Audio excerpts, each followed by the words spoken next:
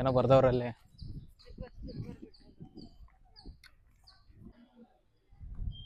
ಈ ಒಂದು ಚಲನಚಿತ್ರದಲ್ಲಿ ಬರೀ ಕನ್ನಡದಲ್ಲಿ ಮಾತ್ರ ಮಾತಾಡ್ತೀನಿ ಅಂತ ಹೇಳ್ಬಿಟ್ಟು ಮಧ್ಯ ಆಂಗ್ಲ ಭಾಷೆಯಲ್ಲಿ ಮಾತಾಡ್ತಾ ಇದ್ದೀನಿ. ಅದು ಈಗ ಅರ್ಥ ಆಗ್ತಿದೆ ನಾವೆಷ್ಟು ಆಂಗ್ಲ ಭಾಷೆನ ತುಂಬ್ಕೊಂಬಿಟ್ಟಿದ್ದೀವಿ ನಮ್ಮ ದಿನನಿತ್ಯದ ಭಾಷೆಯಲ್ಲಿ ಅಂತ.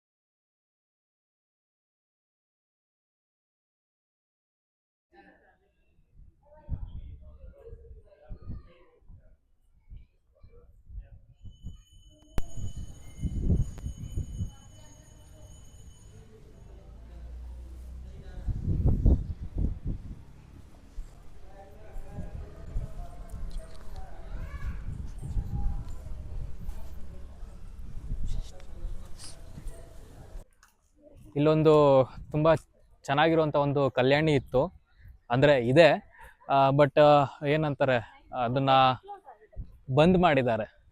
ನೋಡೋದಕ್ಕೆ ಯಾರಿಗೂ ಅವಕಾಶ ಕೊಡ್ತಾ ಇಲ್ಲ, ಹಾಗಾಗಿ ಅಲ್ಲಿ ಹೋಗೋದಕ್ಕಾಗಿಲ್ಲ. ಅದನ್ನು ನಾವು ನೋಡ್ಬಿಟ್ಟೆ ಇಲ್ಲಿ ಗಂಟೆ ಬಂದಿದ್ದು, ಬಟ್ ಆಗಿಲ್ಲ ನೋಡೋಕ್ಕಷ್ಟೆ.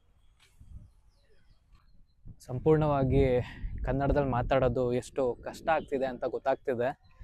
ಬಟ್ ಇದರಿಂದ ಒಂದು ಪಾಠನೂ ಕಲಿತಾ ಇದ್ದೀವಿ. ಏನಪ್ಪ ಅಂದರೆ ಆಂಗ್ಲ ಭಾಷೆ ಅನ್ನೋದು ಎಷ್ಟು ನಮ್ಮ ದಿನನಿತ್ಯದ ಭಾಷೆಯಲ್ಲಿ ಬೆರ್ತೋಗಿದೆ. ಸೊ ನಾವು ಕನ್ನಡನ ಉಳಿಸ್ಬೇಕು, ಬೆಳೆಸ್ಬೇಕು ಅನ್ನೋದು ಇದರಿಂದ ಗೊತ್ತಾಗ್ತಿದೆ. ಬಟ್ ಒಂಥರ ಖುಷಿನೂ ಆಗ್ತಿದೆ.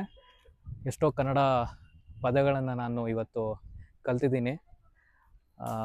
ನೀವು ಸಹ ಇದರಿಂದ ಕಲ್ತಿದ್ದೀರ ಅಂತ ಅಂದ್ಕೊತೀನಿ.